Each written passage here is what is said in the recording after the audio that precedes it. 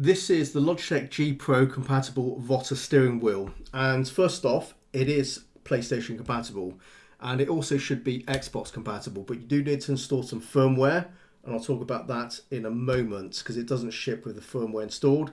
So if you fit this directly onto your wheelbase, it won't do anything. You do need to install the firmware, and in fact, even if you run this on a PC, because I have plugged it in and tested it, it doesn't work until you install the firmware. So I haven't installed the firmware yet, but I have planted it onto my wheelbase just to check to see if this quick release is sturdy and tight, and it is.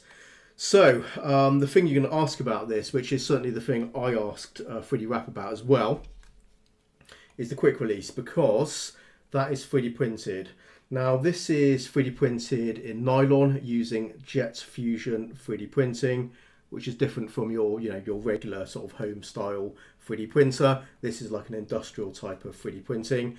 So expensive type of 3D printing process, which is a lot stronger. But it is essentially in nylon, so it is a plastic. And we have a collar, which basically holds this in place.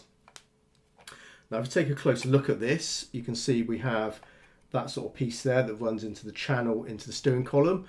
And also we have these little plungers, I guess, that go into the divots on the steering wheel column.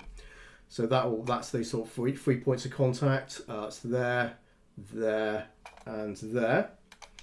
Now if I wiggle the collar, you can see they move around because they are on the inside of the collar effectively. So as I tighten this collar, this will squeeze onto the steering wheel. As you can see, there's like a gap there, so that will allow it to compress and squeeze onto the steering wheel column, and those push in and grip into the divots, and of course you've got that there. So that's how this works. The G Pro wheelbase can output up to 11 Newton meters of torque. 3D Wrap told me that their quick release is strong enough to support up to 25 Newton meters. In the center you can see the pins, and they do pass through to the buttons, so even on console these should work. Now what they line up to in the button arrangements on a Logitech wheel is I have no idea basically. So if I bring in my stock Logitech wheel, you can see that's the arrangement, and you can see here on the VOTA steering wheel they're sort of just in a couple of lines there, and here they're dotted all over the place. So in some fashion, some of these buttons are going to line up to these buttons here.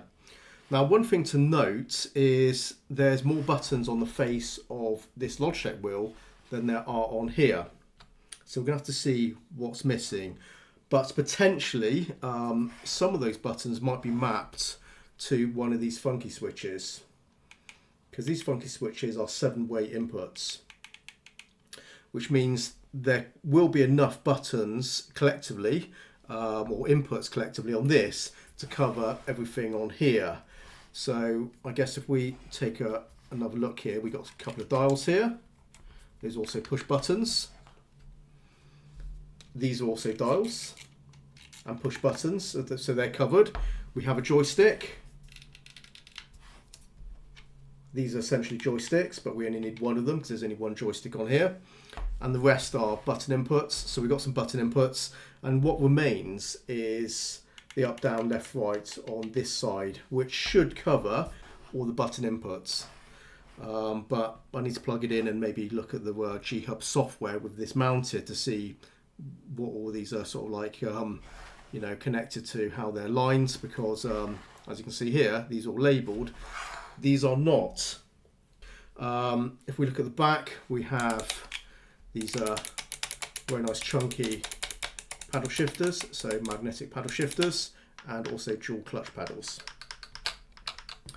Now, since I haven't plugged this in and installed the firmware, I'm just going to tell you my understanding of how this works to install the firmware. So you'll need this USB cable here. You don't need to use it outside of just installing the firmware, because when it's connected up to your wheelbase, it will go through that connection for all the controls. Now, another interesting feature of this VOTA steering wheel is you can convert it to USB and run it as a PC third-party steering wheel if you want to. Now to do that, you do take off this hub here and you replace it with a metal hub, which 3D Wrap will be selling separately. If I bring in my other VOTA steering wheel, because I have reviewed the VOTA steering wheel, you may remember this. This is the USB connected one. And I'll drop a link below the video to that review. That's the metal hub you install. And then you put your own quick release on there, and then you run the cord cable to your PC.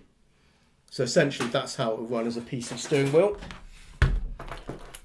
using this cable to your PC and using the metal hub, and also installing a, from what I understand, a different firmware to the console firmware, essentially.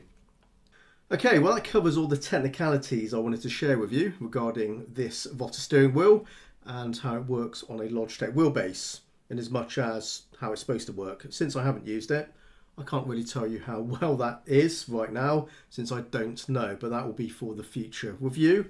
But hopefully that covers a lot of the stuff you might ask about this. As far as the VOTA steering wheel goes, since I have the USB one and I've used it for quite some time, I do like it as a steering wheel. It's a really, really nice, sturdy and functional steering wheel. Great for Formula, great for GT racing cars. It has a really nice feel. Grips on there, fantastic. And a nice size, 29 centimeters wide, and the grips are made from silicone rubber, so nice softness to it, nice and grippy. So yeah, really nice feeling wheel. So I do like using this. It is a good steering wheel, but as I said, we're going to find out how well this runs on a Logitech wheelbase in the future review, so stay tuned for that. Thanks for watching. I'll see you next one. Take care, happy simming, and bye bye.